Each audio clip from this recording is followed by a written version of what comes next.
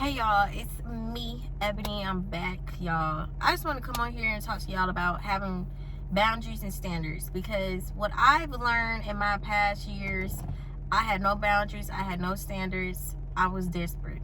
That was me. That was me all the way when I was, I don't know, but I just know I had grew up at the age of 23, okay? And that was some time ago. But yeah, I've learned that when you don't have no standards, no boundaries, or no respect, no one's gonna respect you. Okay? People will deceive you just because you don't know your self-worth. They're not gonna take you serious. They're gonna look at you like you're ugly, lame, twisted, and annoying because of the fact that you don't have no self-respect or no boundaries, and you feel that you have to be a certain way for someone to like you. And people know how to pick that up. They know how to pick up whether if you trying to be liked based on your actions, based on what you do, based on what you wear, based on your appearance. People can pick up if you're trying to be liked, especially on social media. You know, if it's something that you want and you feel like you have to change yourself for it, it's not for you. Because the time you change yourself for it, that's the time when the enemy would sneak in onto someone who's already narcissistic, and they already know how to play mind games with you just so you can do what they want you to do. And when you decide to speak out on it, they're going to act like you're crazy because you're the one that decided to change yourself for them. So you reap what you sow. You reaped what you sow. You sowed that you want to change yourself for this particular thing or this particular career or this particular person, so you change yourself. And when you get tired of it, now you're about to reap what you just sowed. You sowed that you were desperate. You sowed that you didn't have no self-worth.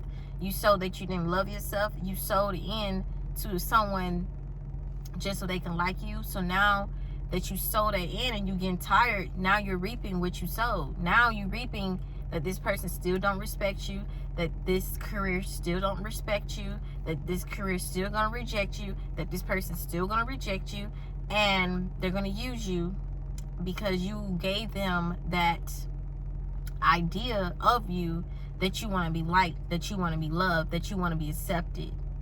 That's why it's always important to have your standards and your boundaries intact. Always know who you are, because at the end of the day, we all walk our own journeys. We all got our own names. We're all built uniquely. We are all unique in our own way. And there's always a job opportunity, a person out there, a career, whatever it is, a gift that's out there that's made specifically for us. And it does not require you to change yourself for it. Because the time you start to change yourself is the time you start to lose yourself. And when you lose yourself, you start doing things that you never thought you would ever do in your life. And when you at that point,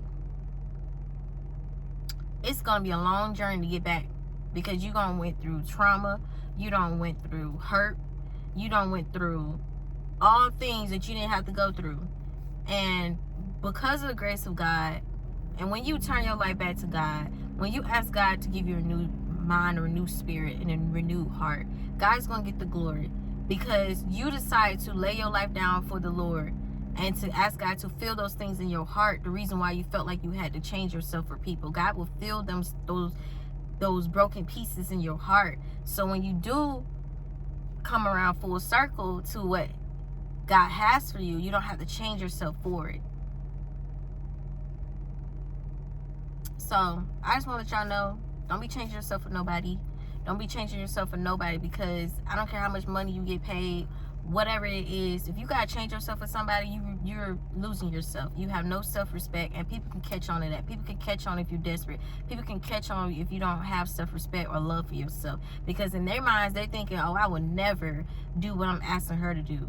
Oh, I would never put up with somebody who is lessening themselves for me.